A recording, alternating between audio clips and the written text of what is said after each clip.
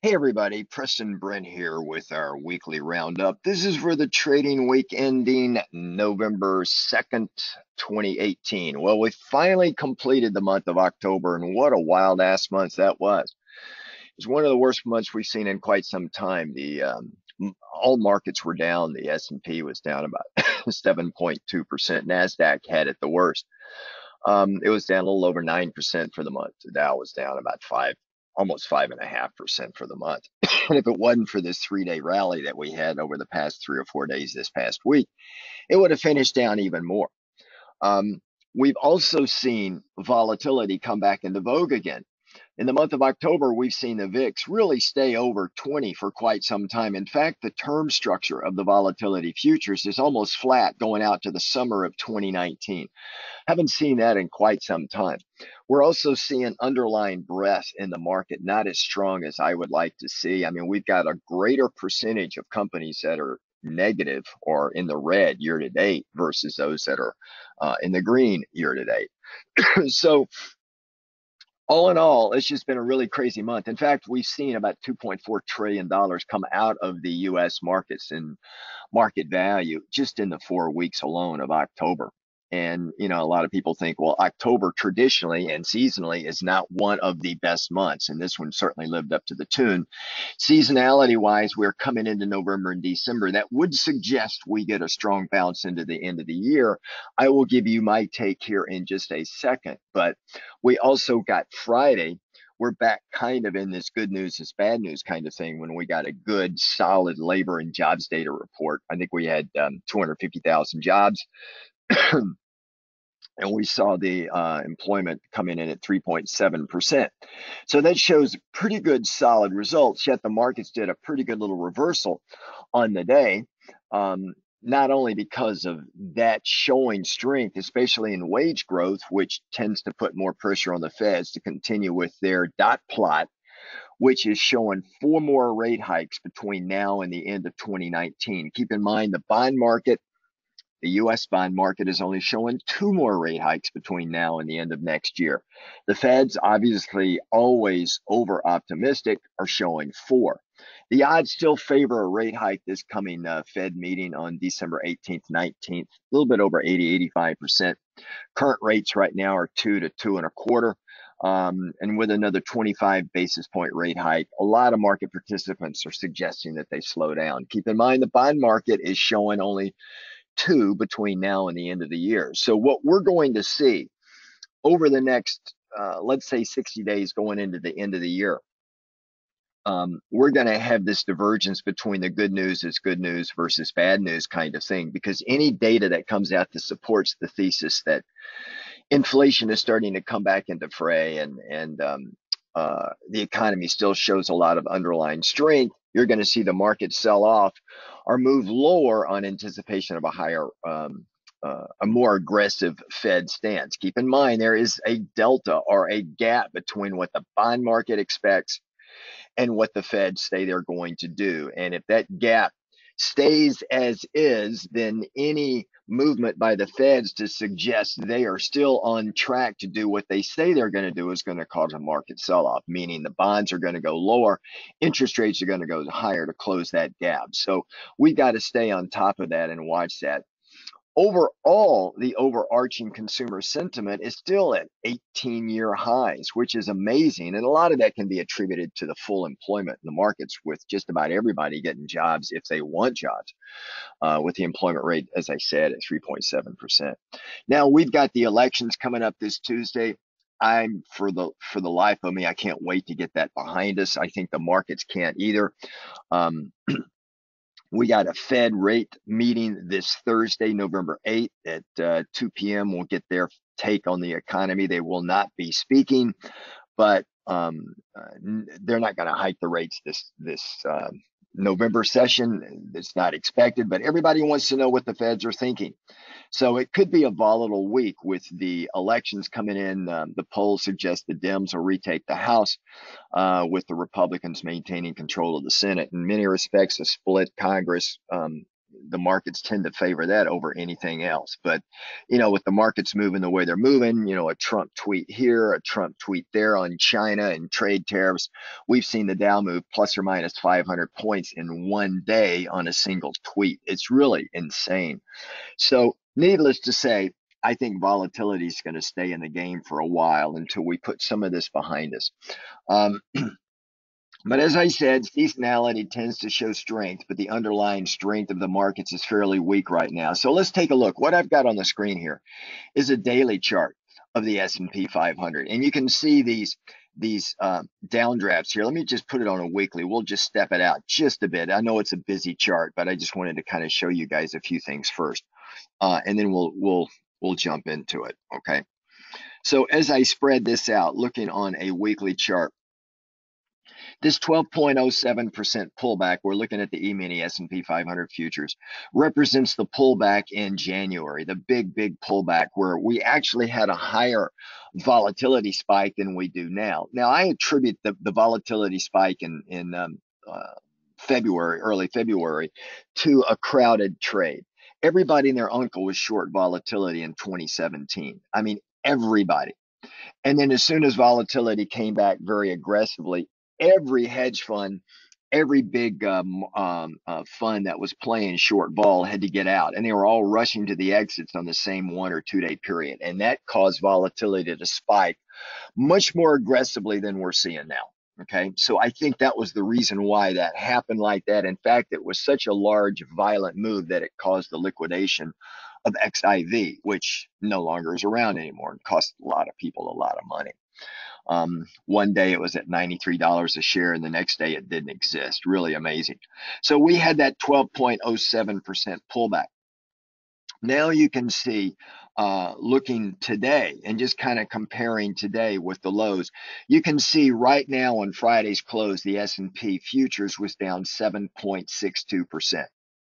You can see over on the far right-hand side of the screen, if we were to come back and retest the February lows, which a lot of people think is a high probability of happening or coming down that way, that still keeps us in bull territory at 4.18%.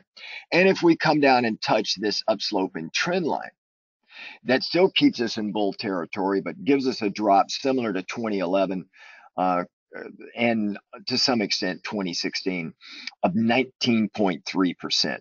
This drop here still remains intact for the bull market, and this goes all the way back on this weekly chart. You'll be able to see it all the way back to the bottom in March of 2009. All right, and you can see we've tested it several times on this weekly chart, so that makes it a valid trend line. And you can see in the scheme of things, if I were to just take everything off the screen, you can see here these pullbacks here. Whether it was in 2015, 2016 area, in this area right here, or another hard one that we had right here. It doesn't look like it on the chart, but on a relative basis, percentage basis, very difficult, or this big action right here. Now you can see we made a high here and a higher high here. So on a longer scheme of things, as long as you're making higher highs, that's a good thing, right? What you don't want to do is start to make lower highs and lower lows. So the key when we really step it out and we look at this thing just a little bit more from that perspective, what I'm defining here is at all costs, we want to maintain and stay above these lows right in this area here. It's kind of like a zone, right? You can see on this weekly chart, we never did close down in this area. We always closed in this area here. So we could come down and stick this during the week, but at close, we want to be north of that price, okay? If we come down here and we actually go below that, then all bets are off. I mean, literally all bets are off. We could come down and see a 15 to 19% pullback, possibly stay in a bull market, but it'll be much more difficult to do. Now, this is looking at a weekly chart. So having said that, let me just step it back into a daily again, and then just kind of give you guys a little bit more of a micro view looking at a daily chart. So let's come back into the daily. I'm not going to put my indicators on the screen just yet, but you can see this move, right? I mean, clearly you can see this huge down move here, and it happened very violently. And we had just a 1 or a 2 day period. And then we started this almost 3 week move higher. And we actually took out a prior pivot high. We came up here, but on a daily basis, we couldn't get much higher than that. And then we took out these key prior pivot lows, and we came down and we tested the lows back down here again. And then that allowed us to do this rebounding move up here like this. Now we've taken these lows out again, or this trend line out again. Excuse me. And you can see intraday we were down here, which was right around these levels right here, which was around the daily closing low. All right. There were only 2 days, really, maybe 3 days that we closed lower than this intraday move here. Okay. So this is going to be key for me. If we come in here and take this out, we are almost for sure going to test these lows right here. Now, what are the odds of that happening? What I've been telling my members and what we've got to watch out for. And then I'll put all my indicators back on the screen here again. Let me just blow it up just a little bit more so that you can see this here. All right, so what I'm watching for here is this, and this is the price action that can get you in trouble if you're not careful. You can see once we got down here, everybody was bearish, everybody. And then we had that counter-cyclical move right like that. And then everybody thought, okay, everything is okay again. We're coming back up to this area. And then we came right back down again. So everybody's fearful of that happening again. We came down to this area down here. And now we've had 3 days, right? You can see them right here. 3 days of a good solid move off the lows. I mean, just 4 days ago, we were at 2,600. Okay. And now we closed at 27.22. So we're up, off of the lows, intraday lows, over 122 E-mini handles. Okay. And you can see the 200 EMA price was rejected handily when we went up there intraday. And then we have this really strange looking candle. You may call it a doji. I would say it is more a bearish candle than anything else. That would suggest we're going to come back again. We've had a 3-day run, and then we opened and closed very similar to where we were. And now it's looking like we could come back down just a little bit. But I've been telling our members that we need at least a 2 or a 3 week move higher, meaning higher highs. All right. And we need to regain the 200 EMA for me to say, okay, now my interpretation of the market is neutral to bullish. Right now, my interpretation of the market is neutral to bearish. All right. And if we zoom in on this right here, you can see right here, this candle, let's blow it up a little bit. You can see the 200 EMA. All right. And you can see that really interesting candle here. It was rejected very handily. We came right back down into this area here. Didn't close at the lows, didn't close at the highs, but we were down on Friday about 15 points. Okay. We made it up in the last hour of the day, but so we didn't close lower than the prior low. All right. So I'm going to be watching for the prior low and the prior low before that. What we could see near term, and this is what I think the market guides tend to favor, is a retest somewhere down in this area right here, around the 2660 area. Okay. And that would mean a clear retest of the 2700 area. And that, if you'll notice, was right around where we came down to on intraday on Friday, and it stuck it pretty good. And if we come back down here, I'm going to look for this area to hold and start moving back up and making these kind of higher highs and higher lows. So we've got a pivot here, just slightly north of 2600, 2603 to be exact. We've got a pivot high here sitting right around the 200 EMA. So these are our pivots, all right, on a daily chart. That level there and that level there, 2760. I'm using intraday prices. So this is our pivot range right here. So about 100 and roughly 58, 157 points. And we're sitting right up in this area right here. So the odds favor us to come back down into this range down here, test it, and then come back up and challenge this range again, which would suggest that is where we may end up. If we come back up into this range early in the week next week and we challenge it and it fails, that is going to heighten the odds of coming back down to this area down here around the 2660 area. If we come back up into this area and we bust through and then we come back and retest and it holds, then that heightens the odds that we're going to test the 50 EMA because it will bounce higher again. Now, I also want you to note that what would shift me to a complete bearish stance is close to happening, unless we get some support in these markets and a move higher. The 50 EMA is now almost perfectly flat. All right, so let's just assume we can extend that out like that.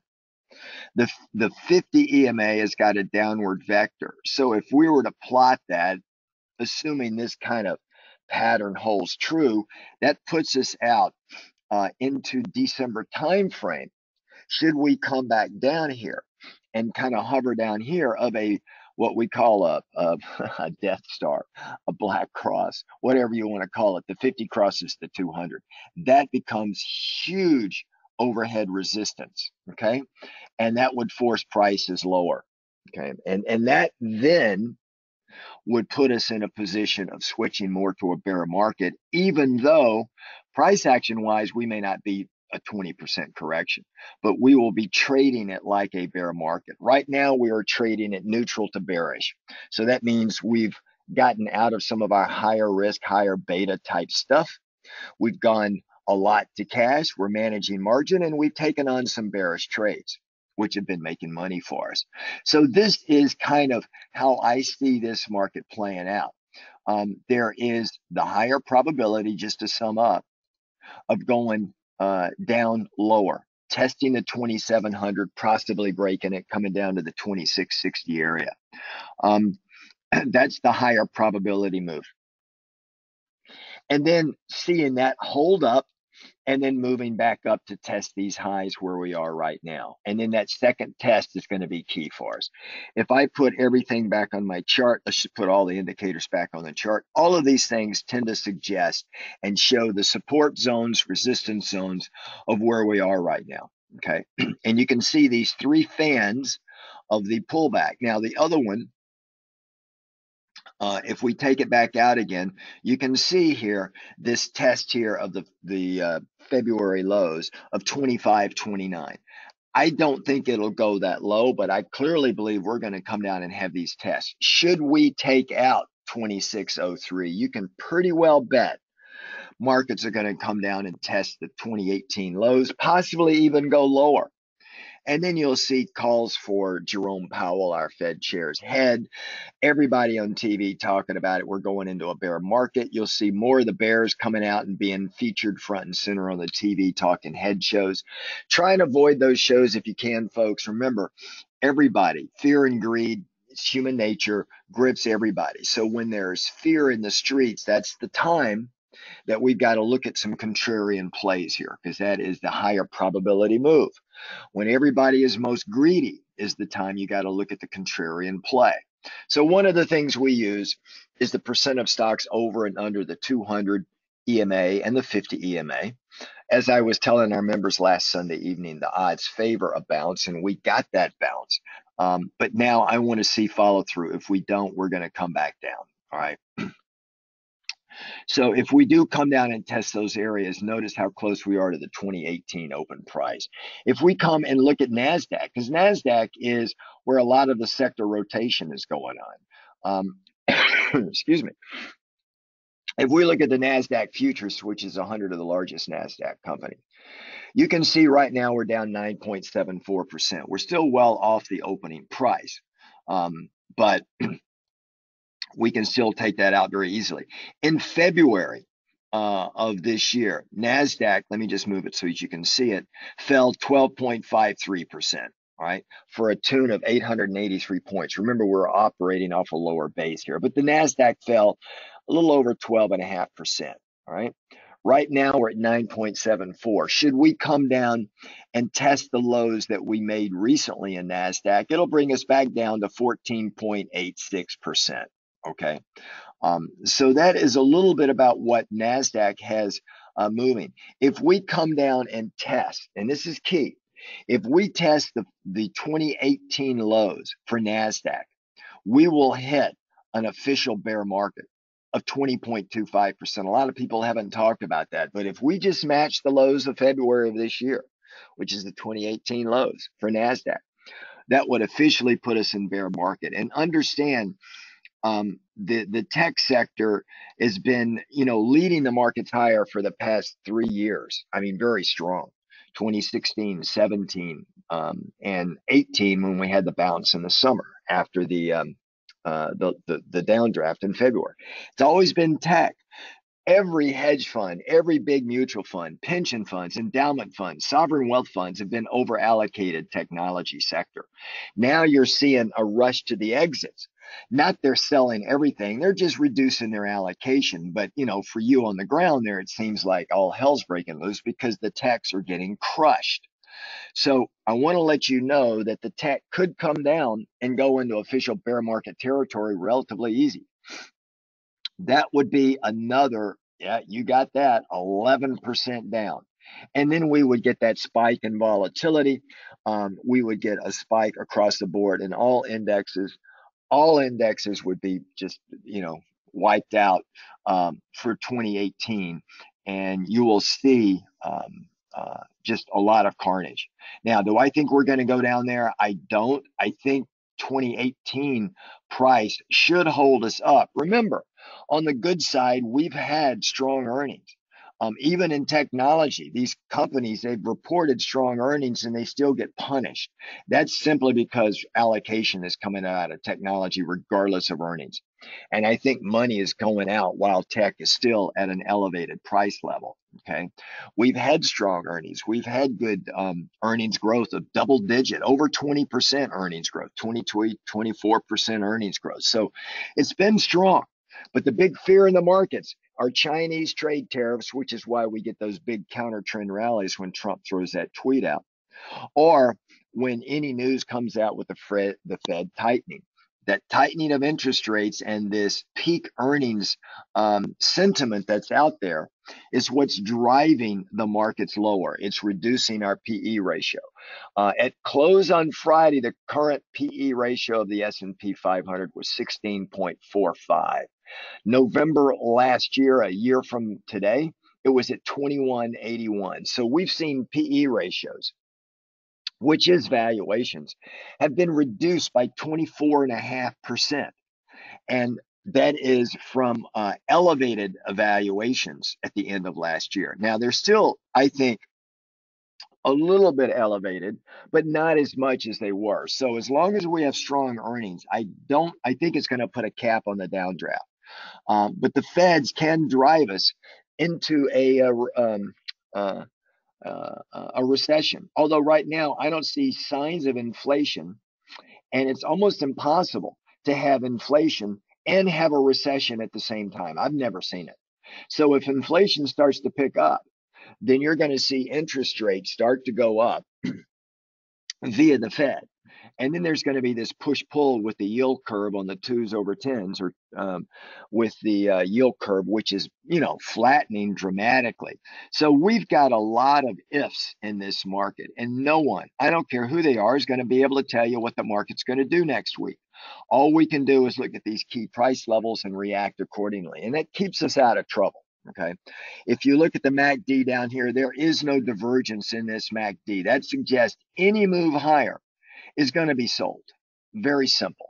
Any move higher is going to be sold. You can see here on the Elliott wave count, we've got a 3 Elliott wave count that would suggest on NASDAQ, we're going to move a little higher and then sell off. If we look at the E-minis on a daily chart, you can see we've got an Elliott wave count of 3. An Elliott wave 4 would suggest we can actually get up to the 50 EMA before another rollover. I wouldn't be surprised to see some lift in the markets and then another possible rollover. But a rollover, in my mind, is still a better bet. Okay, whether it happens now or we move up another 10, 20, 30 E-mini handles, I would use that as a time to position your portfolio for another possible rollover. That is kind of the way we're looking at things right now. And of course, if we look at the futures, not the futures, let's look at the VIX. You can see on the VIX, on my color-coded chart here, I've got green, yellow, almost red, red, and then black for Black Swan, right? The thing I want you guys to pay attention to is look at this. Everybody's asking the question, gee, the VIX has moved up a lot, right? I mean, it's really moved up a pretty good bit, but nowhere near the spike in February. Right here, you can see the spikes were roughly right here. So for all practical purposes, we closed right around 36. For all practical purposes here, we're closing the highs. We spiked up around 28, but it's around the 25 area. So people are saying, gee, how come with this big move lower, we didn't get a similar spike to here? And again, it was the crowded trade theory. Everybody rushing for the exits at the same time. Everybody and their uncle was short volatility. The big funds were going out and selling volatility. And for about 2 or 3 years, it was a great trade. This flushed everybody out right here. And now we're back down to more of a, I don't want to use the word normalized, but a mode where we can expect a vol spike. And that does not mean we can't see a vol spike back up into the 30s again. We can get back up into the mid 30s. That would be a more normalized volatility spike. Should we come down and take out our lows and test the February 18 lows, that would put us a VIX in the mid to upper 30s, I believe. Okay. Now we're down. The VIX actually closed the week at 19.51, and we've already had in the month of October. Now I was going back counting them. You can see we've been up elevated, over a dozen days or so with the VIX elevated up into this zone up here, which is very unusual. We don't stay up here very long, right? And when we do, we're subject to huge spikes and then it rolls back over. You can see right here, we were up and then now we're back down into this area here. But this area here from about a 21 vol to about a 15 vol, we've stayed in it when we have these volatility scares for up to 90 days at a time. So we entered this in October. So that would suggest we can stay like this from October, November, December into January timeframe. All right, until we get the Fed 19, December 19th decision and just where their dot plot is. Okay. And there may be pressure should we go back down again and test the lows that we made earlier in October. There may be pressure on Powell to suggest that he may ease off, however he words it, and that would boost the markets higher. All right, and keep us off the VIX really spiking up in this level. But if we do take out the 2018 lows, then I believe the VIX will come back up into this level here. The odds do favor a spike lower. Or a move lower in prices and a spike higher in vol. Okay, and I would put the odds at greater than 60%. So that's a little bit about what I'm seeing right now on the VIX. Now, if we come in and we look at treasuries, I want you guys to look at something here. Now, big money basically goes to U.S. treasuries in times of risk. You can see every time treasuries has moved up, it's been sold off. You can see on Friday, even though we finished down on Friday by 15 points, we were down a lot more than that. Treasuries were down over a full handle. And that generally says that when bonds are going down and equities are going down at the same time, there's not much of a a flight of safety to the bond market for big money. Typically, big money, as you guys probably have heard, oh, well, I've got an allocation of 60% in equity and 40% in the bond market, and I need safety, so I'm going to go up to 50% in bonds and reduce my equity exposure by 10%, so go 50-50 or something like that. Well, guess what? If bonds are going lower along with equities, there is no place of safety except for cash or short-term 90-day T-bills, where you can get, by the way, pretty good interest. So I believe you're going to see more funds going to cash. That's going to put some downward pressure on the further end of the yield curve of the bond market. And the other thing is, if we come out to a monthly chart and we look at bonds, let me just come over here and I'm going to really go out further here. Just widen it out for you guys. Okay. All right, so this is a monthly chart of bonds. We can see here that really going back to January of this year, every month, there have been a few months where bonds have moved up with these green candles, but it has not been able to take out the prior month's high. And we're just making lower highs and lower lows as we go. Look at the month of October right here. It's a red candle, folks. And I can show you the red candle of October, but I don't need to, because you all know the markets moved down in October across the board, all indexes, but so did the bond market.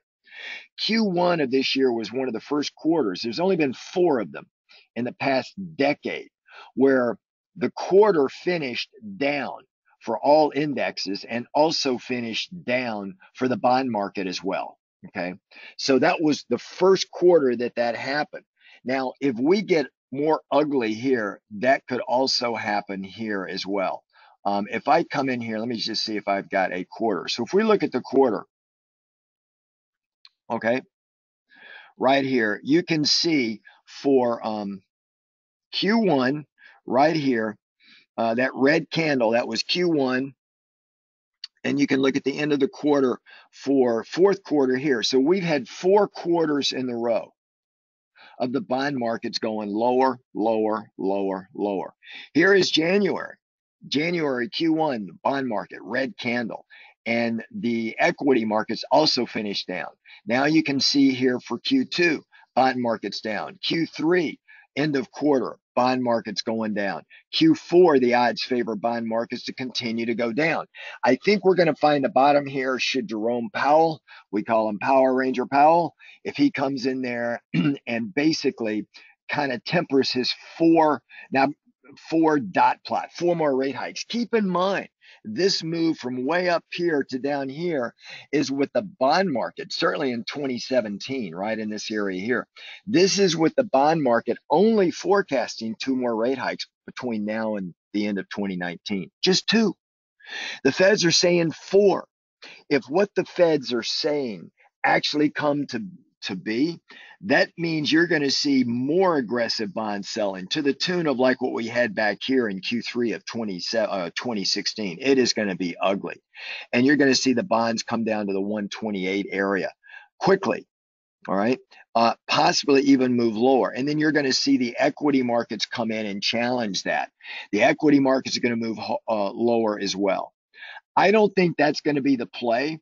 But I do believe that there's going to be a lot of pressure on Jerome Powell to ease up on his dot plot. But you can see on Friday that as a bearish engulfing pattern, really over the prior 2 days, just coming down, testing this upsloping trend line. Now, that upsloping trend line, just to show you the genesis of it, let me just kind of, let me go out to a weekly chart just to kind of show you where it's sitting here. We go way back, right? I mean, way back. You can see on this weekly chart right here, this is going back to the year 2000, okay? You can see here just how this thing is really ugly here. If I were to do this, take everything off the screen, and let's just plot a regression channel from this area here to where we are right now. Okay, that's a regression channel of the bond move. We're now getting towards the bottom of this regression channel. Okay, now every time we've hit the bottom, we tend to stabilize a little bit, but we've got to be very careful here because, and let me just put all my indicators back on the screen again. You can see I've got some support points plotted in this area here. But this one right here, 128.08, that is about 9 full handles or $9,000 in bond futures market per contract, where I think we will end up if the Fed action of 4 more rate hikes comes true, because the bond market's going to have to react to it. In fact, we'll probably break the 128 area if that's true, but that'll also put us into a bear market, I believe, in the equity markets. I think Jerome is going to stop his craziness, because I've never seen the Feds get their forecast right anyway. They've always been wrong. So they're always overly optimistic. But I think they do that on purpose. That way they don't have to do anything with the markets. They just come out and throw a statement out there to move the markets around. Super Mario Draghi, the head of the central bank of the ECB, does the same thing. So I would expect we'll get something similar here. So that's a little bit about the Treasury market. Currency market, dollar's getting stronger, which puts a little bit of a downdraft on emerging markets. Now, over the past few days, we've had a bounce in emerging markets. Let's come back in and look at the dollar on a daily chart here and just kind of zoom in just a little bit here to make it a little bit easier for you guys. You can see here, we actually made new highs in the dollar over the past few days. And that was with the rest of the market really sucking. I thought we would not. I thought the 95.68 would actually hold. It did not hold. We broke out. We're going to come back, possibly retest this, and the odds favor a move back higher again. But we're getting this 3-4-5 Elliott wave pattern, which does suggest an ABC pattern, which suggests at least over the next 90 days through the end of December into January, a little bit of a choppy action in the U.S. dollar. Okay, and the euro, they've been having issues. I'm not a believer long term in the euro. I think it's going to fail. Near term and long term, I'm talking, maybe a decade or so. But short term, you can see we came very close to hitting the 2018 lows. You can see there's no bullish divergence there. That suggests any updraft is going to go down. They're having their issues with Italy, which is could be a potentially bigger issue than Greece with their budget battle, which to me seems kind of stupid. But either way, that could put more downward pressure on the euro, which would move the dollar index up even higher. Okay, British pound, it's all about the Brexit. You can see right here, we've come down and we're challenging some of these lows right here in August for the Brexit. I would like to see it come a little bit lower. We're going to know more about the Brexit in November and December, because they've got a hard date of March to do something before they're forced out of the EU. But they've now started, like politicians do, talking about delaying the inevitable, going out another year. So if the politicians can delay things, trust me, that'll be the choice that they pick, because they just hate making hard decisions. So that's the currency market. If we look at metals and we look at gold, gold market right now it did break out, but I have not been a gold bull. I will admit that. And down in this area here, I said any move up here, I would be more a willing seller of gold than going long. We did have a downdraft for over 3 or 4 days, and then we had that really interesting one-day wonder move where it moved up right here. So that tells me that right now the gold buyers want to defend this area down here around the 12-15 area, which is around the 50 EMA.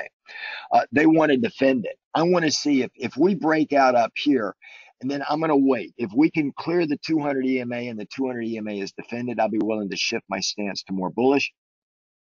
If we can't hold this area and come back down, I'm going to keep my current stance of bearish. Okay, that's a little bit about gold. Copper, well, China has actually put together 2 back-to-back weeks that are strong, which are bullish copper, because wherever China goes, copper tends to follow. But copper is a vote on the global economy. And everybody's talking about the global economy, peak earnings growth, so the global economy can be a bit weaker. So I would look at this area right here as a huge resistance area for copper. If we can clear it and hold it, meaning the 200 EMA roughly, then I'll be more willing to switch my stance. But until that happens, I would stay clear of copper. Okay. Oil, energy. Well, for those of you following us in oil, you're doing well because oil's done what I've said it would do.